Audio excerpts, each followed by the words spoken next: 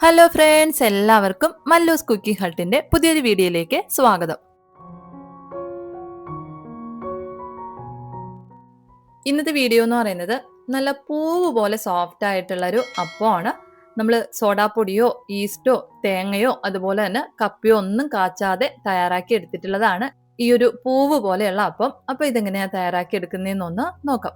അപ്പൊ നമ്മുടെ വീഡിയോയിലോട്ട് പോകുന്നതിന് മുമ്പായിട്ട് വീഡിയോ കാണുന്ന സമയത്ത് നിങ്ങൾക്ക് ഇഷ്ടപ്പെടുവാണെന്നുണ്ടെങ്കിൽ ഒന്ന് ലൈക്ക് ചെയ്തേക്കണേ.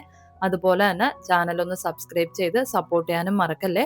അപ്പം നല്ല സോഫ്റ്റ് ആയിട്ടുള്ള നല്ല പഞ്ഞി പോലെയുള്ള ഈ പൂവപ്പം എങ്ങനെയാണ് തയ്യാറാക്കി എടുക്കുന്നതെന്നൊന്ന് നോക്കാം. അപ്പം അതിനായിട്ട് നമുക്ക് ആദ്യം തേങ്ങ വെള്ളം വേണം. ഞാൻ 2 മീഡിയം സൈസിലുള്ള തേങ്ങയുടെ വെള്ളം ഒന്ന് അരിച്ച് ഒരു ബൗളിലേക്ക് ഒന്ന് എടുത്തിട്ടുണ്ട്. ഇതിലേക്ക് 1 ടീസ്പൂൺ അളവിൽ പഞ്ചസാര കൂടെ ഒന്ന് ചേർത്ത് നമുക്കിതൊന്ന് പുളിപ്പിച്ചെടുക്കണം.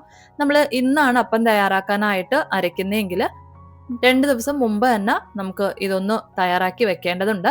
സാധാരണ നമ്മൾ തേങ്ങ പൊട്ടിക്കുമ്പോഴുള്ള ആ ഒരു തേങ്ങ വെള്ളം നമുക്കൊന്ന് സ്റ്റോർ ചെയ്ത് വെച്ച് കഴിഞ്ഞാൽ 10-15 ദിവസം വരേക്കും നമുക്ക് ഫ്രിഡ്ജിൽ ഇത് സൂക്ഷിക്കാവുന്നതാണ്. പുളിപ്പിച്ചതിന് ശേഷം വേണം നമ്മൾ ഫ്രിഡ്ജിൽ സൂക്ഷിക്കാനായിട്ട്. അപ്പോഴത്തേക്കും നമുക്ക് അപ്പം ഉണ്ടാക്കുന്ന സമയത്ത് ഈസി ആയിട്ട് തന്നെ ഉപയോഗിക്കാനായിട്ട് പറ്റും. ഇനി നമുക്ക് വേണ്ടത് പച്ചരിയാണ്. അപ്പം ഞാൻ 1.5 കപ്പ് അളവിൽ പച്ചരി 3 മണിക്കൂർ ഒന്ന് കുതിർത്തെടുത്തിട്ടുണ്ട്. ഇനി നമുക്ക് ഇതിന്റെ കൂടെ വേണ്ടത് ഞാൻ ആദ്യം കാണിച്ച ആ ഒരു തേങ്ങ വെള്ളമാണ്. ഞാൻ ഓൾറെഡി പുളിപ്പിച്ച് വെച്ചിട്ടുള്ള തേങ്ങ വെള്ളമാണ് എടുത്തിട്ടുള്ളത്. ഇനി നമുക്ക് ഇതിന്റെ കൂടെ വേണ്ടത് 1 കപ്പ് അളവിൽ പഴയ ചോറാണ്. നമ്മൾ പഴങ്കഞ്ഞിക്കൊക്കെ എടുക്കുന്ന ആ ഒരു ചോറിൽ നിന്ന് 1 കപ്പ് അളവിൽ ചോറ് വേണം. ഇതിന്റെ കൂടെ വേണ്ടത് 1/2 കപ്പ് അളവിൽ ഇഡ്ഡലി മാവാണ്.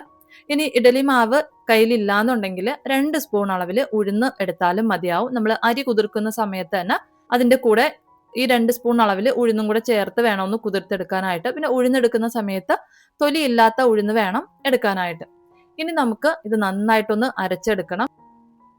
അപ്പൊ നമുക്കൊരു മിക്സിയുടെ ജാറിലേക്ക് ആദ്യം പകുതി അരിയിട്ട് കൊടുക്കാം. അതുപോലെ തന്നെ പകുതി ചോറും പകുതി ദോശമാവും നമ്മൾ എടുത്തു വെച്ചിട്ടുള്ള തേങ്ങ വെള്ളത്തിൽ പകുതിയും കൂടെ ഒന്ന് ചേർത്ത് നന്നായിട്ടൊന്ന് അരച്ചെടുക്കുക. നല്ല സ്മൂത്ത് ആയിട്ട് വേണം ഒന്ന് അരച്ചെടുക്കാനായിട്ട്. നമ്മൾ കയ്യിലൊന്ന് ഇതുപോലെ ഒന്ന് തൊട്ട് നോക്കി കഴിഞ്ഞാൽ ഒട്ടും തന്നെ തരിതരിപ്പ് വരാത്ത രീതിക്ക് വേണം ഇതൊന്ന് അരച്ചെടുക്കാനായിട്ട്. അതിനുശേഷം നമുക്ക് ഇതൊരു പാത്രത്തിലേക്ക് ഒന്ന് ഒഴിച്ചു കൊടുക്കാം. ഇനി നമുക്ക് ഇതുപോലെ തന്നെ ബാക്കിയുള്ള അരിയും കൂടെ ഒന്ന് അരച്ചെടുക്കാം. നമുക്ക് ഒറ്റ സ്റ്റെപ്പിൽ അരച്ചെടുക്കാനായിട്ട് പറ്റുമെന്നുണ്ടെങ്കിൽ അങ്ങനെ അരച്ചെടുത്താലും മതിയാവും. ഇപ്പൊ ഞാൻ രണ്ടാമത്തെ ബാച്ചും ഒന്ന് അരച്ചെടുത്തിട്ടുണ്ട്. നമുക്ക് ഇതിന്റെ കൂടെ തന്നെ ഒന്ന് ഒഴിച്ചു കൊടുക്കാം. നമ്മൾ ആദ്യം ഒഴിച്ച മാവിലേക്ക് തന്നെ ഇതും കൂടെ ഒന്ന് ഒഴിച്ചു കൊടുക്കാം. അതിനുശേഷം നന്നായിട്ടൊന്ന് മിക്സ് ചെയ്തെടുക്കാം. നമ്മൾ അരച്ചെടുക്കുമ്പോഴത്തേക്കും ഈ ഒരു പരുവത്തിൽ വേണം ഒന്ന് അരച്ചെടുക്കാനായിട്ട്. ദോശമാവിനേക്കാളും ഒരല്പം കൂടെ ഒന്ന് ലൂസ് ആയിട്ടുള്ള ഒരു പരുവത്തിൽ വേണം അപ്പത്തിന്റെ മാവൊന്ന് അരച്ചെടുക്കാനായിട്ട്. ഞാനിപ്പോ ഇതിലേക്ക് നമ്മൾ എടുത്തു വെച്ചിട്ടുള്ള ആ ഒരു തേങ്ങ വെള്ളം മാത്രമേ ചേർത്ത് കൊടുത്തിട്ടുള്ളൂ. എക്സ്ട്രാ സാധാരണ വെള്ളമൊന്നും ചേർത്ത് കൊടുത്തിട്ടില്ല. ഇനി നമുക്ക് തേങ്ങ വെള്ളം തികഞ്ഞില്ല എന്നുണ്ടെങ്കിൽ സാധാരണ വെള്ളം ചേർത്തൊന്ന് അരച്ചെടുത്താലും മതിയാവും. ഇനി നമുക്ക് 8 മണിക്കൂർ ഇതൊന്ന് പുളിപ്പിക്കാനായിട്ട് വെക്കണം. ഞാനിപ്പോൾ ഓവർനൈറ്റ് ആണ് ഒന്ന് പുളിപ്പിക്കാനായിട്ട് വെക്കുന്നത്. നമുക്കിനി അടച്ചു വെച്ചതിന് ശേഷം രാവിലെ ആകുമ്പോഴത്തേക്കും ഇത് എത്രത്തോളം ഒന്ന് പുളിച്ചിട്ടുണ്ടെന്ന് നോക്കാം. ഇപ്പൊ ഞാൻ നല്ലതുപോലെ ഒന്ന് പുളിപ്പിച്ച് എടുത്തിട്ടുണ്ട്. ഈ ഒരു മാവ് ഇത്രയും നന്നായിട്ട് പുളിച്ച് വന്നിട്ടുണ്ടെങ്കിൽ നമുക്ക് ഉറപ്പിക്കാം നമ്മുടെ അപ്പം നല്ല സോഫ്റ്റ് ആയിട്ട് തന്നെ നമുക്ക് കിട്ടിക്കോളും. ഇനി നമുക്ക് ഈ മാവ് നന്നായിട്ടൊന്ന് കലക്കിയെടുക്കാം. അതിനുശേഷം ആവശ്യത്തിനുള്ള ഉപ്പ് കൂടി ഒന്ന് ചേർത്ത് നല്ലതുപോലെ ഒന്ന് മിക്സ് ചെയ്തെടുത്തതിന് ശേഷം നമുക്ക് അപ്പം തയ്യാറാക്കാനായിട്ട് തുടങ്ങാവുന്നതാണ്. അപ്പൊ അതിനായിട്ട് ഒരു അപ്പച്ചട്ടി ഒന്ന് ചൂടാകാനായിട്ട് വെച്ചിട്ടുണ്ട്. ഒരു മീഡിയം ഫ്ലെയിമിൽ വെച്ചിട്ട് വേണം ഒന്ന് അപ്പം ചുട്ടെടുക്കാനായിട്ട്. ചട്ടി നല്ലതുപോലെ ഒന്ന് ചൂടായതിനു ശേഷം നമുക്ക് ആവശ്യത്തിനുള്ള മാവൊന്ന് ഇതിലേക്ക് ഒഴിച്ചതിന് ശേഷം നന്നായിട്ടൊന്ന് ചുറ്റിച്ചു കൊടുക്കാം. ചുറ്റിച്ചു കൊടുക്കുമ്പോഴേ നമുക്ക് അറിയാൻ പറ്റും നല്ലതുപോലെ ബബിൾസ് വന്നു തുടങ്ങും. ഇനി നമുക്കിതൊന്ന് അടച്ചു വെച്ചിട്ട് നല്ലതുപോലെ മൊരിയിച്ച് വേണമെന്നുണ്ടെങ്കിൽ 1 മിനിറ്റോളം നമുക്കൊന്ന് കുക്ക് ചെയ്തെടുക്കാം. അതല്ലാന്നുണ്ടെങ്കിൽ ഒരു 30-40 സെക്കൻഡ് ഒന്ന് കുക്ക് ചെയ്തതിന് ശേഷം നമുക്കിതൊന്ന് ഓപ്പൺ ചെയ്യാവുന്നതാണ്. ഇപ്പൊ ഞാൻ മൊരിയിക്കാതെയാണ് എടുത്തിട്ടുള്ളത്. നല്ല സോഫ്റ്റ് ആയിട്ടുള്ള അപ്പം നമുക്ക് റെഡിയായി കിട്ടിയിട്ടുണ്ട്.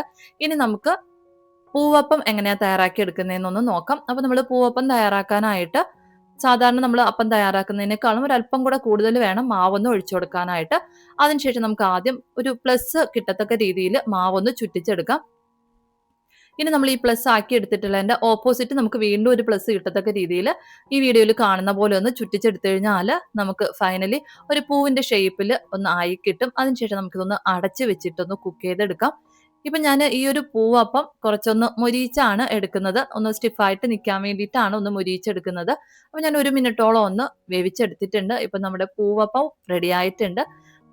അപ്പോൾ നമുക്ക് നല്ല സോഫ്റ്റ് ആയിട്ടും നല്ലതുപോലെ ഒന്ന് മൊരിയിച്ചും നമ്മുടെ അപ്പം റെഡിയാക്കി എടുക്കാവുന്നതാണ്. അപ്പോൾ നമുക്ക് ഈ ഒരു അപ്പം കാണുമ്പോഴേ അറിയാൻ പറ്റും അത്ര നല്ല സോഫ്റ്റ് ആയിട്ടാണ് ഇരിക്കുന്നത്. നമുക്ക് സോഡാപ്പൊടിയോ ഈസ്റ്റോ തേങ്ങയോ അതുപോലെ തന്നെ കപ്പി കാച്ചേണ്ട ആവശ്യമോ ഒന്നുമില്ല.